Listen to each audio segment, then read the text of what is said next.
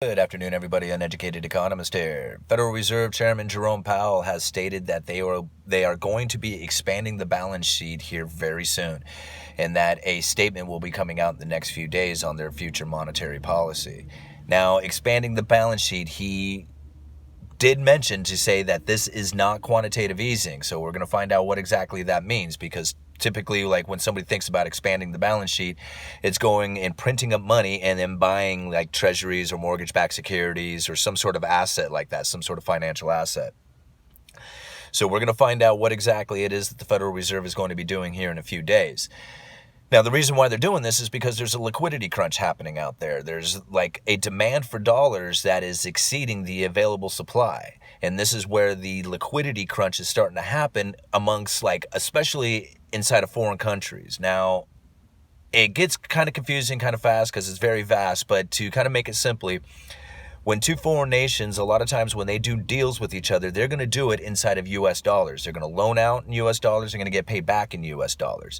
But now as they start to weaken their currency to the U.S. dollar in order to try and increase their exports to the United States, what they have ended up doing is making it harder on themselves to acquire U.S. dollars. So as they weaken their currency, it takes ever more of their currency that they have weakened in order to acquire the dollar that they need to pay back their debt. This is something that China is starting to experience as well. It's one of the reasons why Chinese owned real estate is starting to sell off in order to make the payments that they need in U.S. dollars.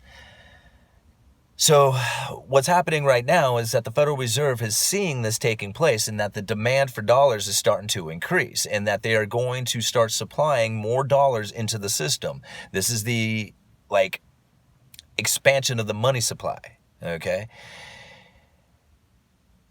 Now, Jerome Powell warned them of this. He had warned us of this about 10 months ago. I put out a video called Jerome Powell Warns of Liquidity Crisis. And in that video, I talked about this exact moment, that they foresaw this taking place, that at some point in the future, the demand for dollars was going to be presenting itself. And here it is. And that's when you saw the repo markets fire up. Now, the Federal Reserve is looking to start changing its monetary policy from tightening to now not easing, but some sort of expansion of the monetary supply. Anyway, this gets very confusing on what the effects of this will be, okay? Because, a lot of people see that this is the beginning of the future nonstop printing hyperinflation scenario. But in my own opinion, what is going to end up happening is the demand for dollars may exceed the Federal Reserve's printing capabilities. Like, could they buy enough stuff? Obviously they could go and buy treasuries, they could buy foreign treasuries, they could buy stocks, they could buy foreign stocks, I guess. There's a lot of stuff that the Federal Reserve could buy. Can they do it at a rate in which that exceeds the demand for the dollars? See, if you hear Jim Rogers recently has, I believe it was on, it was an interview just recently. I'll find the interview and I'll post it in the links. But Jim Rogers, that legendary investor, he even said that the dollar is not a safe haven asset, although the world believes it is. And that the dollar will become incredibly overvalued at some point.